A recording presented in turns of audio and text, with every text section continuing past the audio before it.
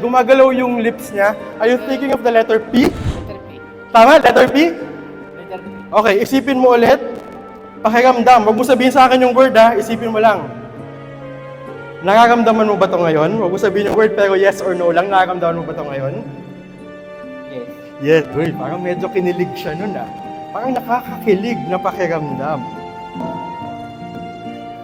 Think of the last letter. Yung huling letter, isipin mo mabuti.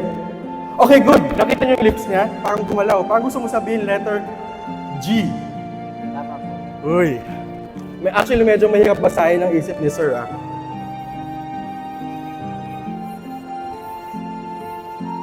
For the first time, loud and clear, ano yung word na nasa isip mo?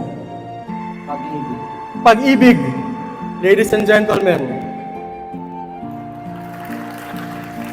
Thank you very much.